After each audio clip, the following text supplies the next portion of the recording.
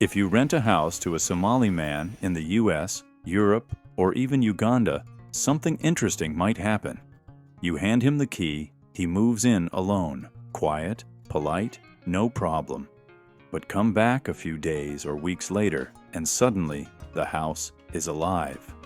Uncles, cousins, friends, more cousins, cooking, talking, laughing. You look around and think, where did all these people come from? And the answer is always the same. They're my cousins. Where does that come from? Why is Somali togetherness so powerful that one person becomes 10, and 10 becomes a whole community almost overnight? The Somali mindset is one of the most misunderstood in the world. Some say Somalis are too proud, too loud, too divided. Others say they're unbreakable, fearless, and born leaders. From the stereotype of the clan-obsessed nomad to the diaspora reputation of being bold, ambitious, and stubborn, the Somali identity sits at the intersection of admiration and controversy. How did a people known for poetry, camel culture, and one of the richest oral traditions on earth become equally known for clan politics, conflict, migration, and a diaspora that can dominate an entire neighborhood in just a few years? Why are Somalis extremely confident? Why are they emotionally intense, yet emotionally guarded? Why do they unite fiercely against outsiders, but fight endlessly among themselves? And how does a person shaped by the desert, by Islam, by colonial borders that sliced their nation apart, think, love, fight, trust, and survive? Today, we explore the Somali mind from every angle: psychology, sociology, anthropology, trauma, diaspora behavior, religion, and history, to understand not just how Somalis act, but why they act this way, because behind every stereotype is a story. Behind every controversy is a deeper truth. Welcome to Mind of Nations, because every nation has a mind, and here we explore it. This is the channel where we understand people, not judge them. If you're new here, hit subscribe and comment which nation's mind you want us to explore next. Now let's dive into one of the most fascinating mindsets on Earth. To understand the Somali mind, you must begin with the nomadic psychology. Nomads survive through independence, alertness, quick decision-making, and an unbreakable sense of personal dignity.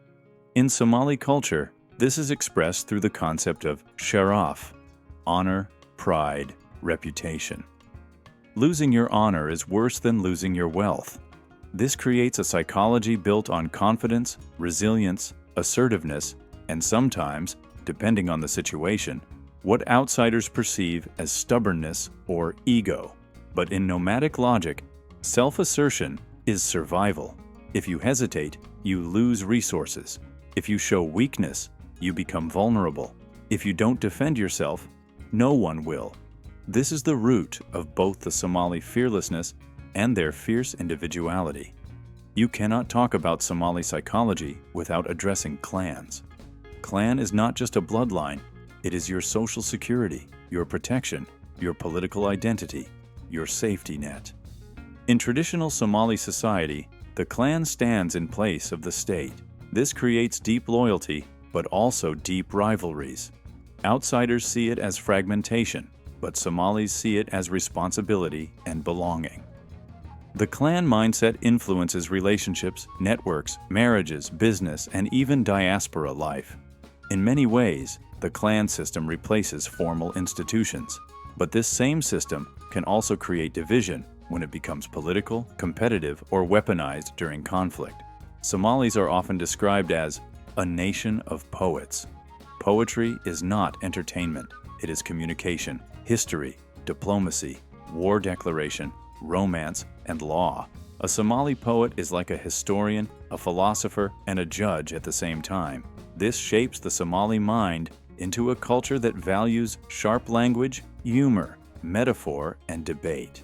You see this in Somali gatherings, YouTube debates, TikTok arguments, and even Twitter drama. The Somali instinct is to express, argue, articulate, and win the verbal battle. Islam is not just a religion in Somalia, It is the core of social values. It defines marriage, law, gender roles, community responsibility, and moral behavior. It also creates a shared identity that stretches beyond clan lines. Islam explains Somali generosity, hospitality, modesty, discipline, and devotion to community welfare. At the same time, it influences the push-pull tension between modern life and traditional expectations, especially in the diaspora. Understanding Somali psychology without Islam is impossible. Somalia's environment is harsh. Droughts, deserts, limited pastoral resources, and constant movement.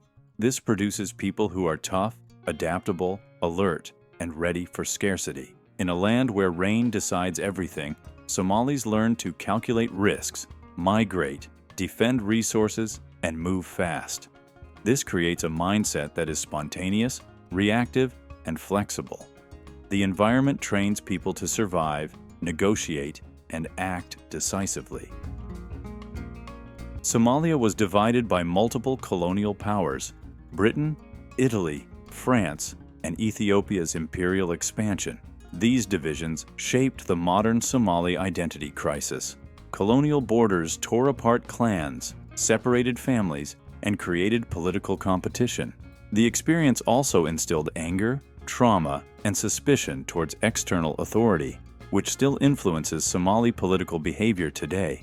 This history explains why Somalis often mistrust centralized power, weak governments, or foreign intervention, even when they seek stability. No discussion of the Somali mind is complete without acknowledging the trauma of the civil war. Millions were displaced, families were separated. Violence, hunger, loss, and instability left psychological scars that continue through generations. This trauma affects parenting, attachment, relationships, trust, community life, and the diaspora experience.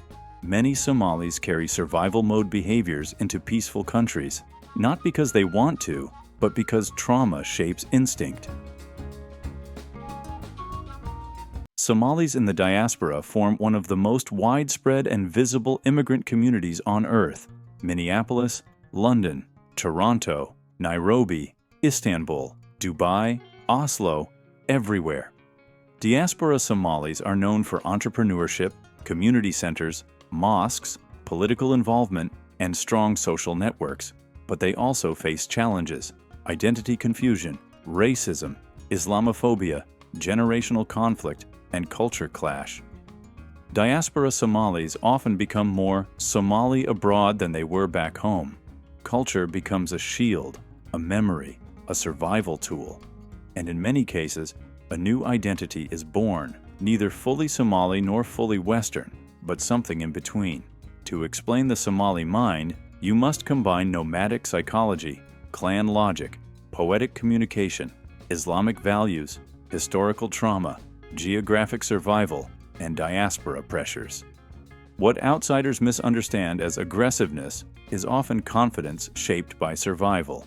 What they see as clanism is a social safety system. What they see as non-assimilation is cultural preservation. What they label as pride is historically a form of protection. The Somali mind is not chaotic. It is beautifully logical when you understand the forces that created it.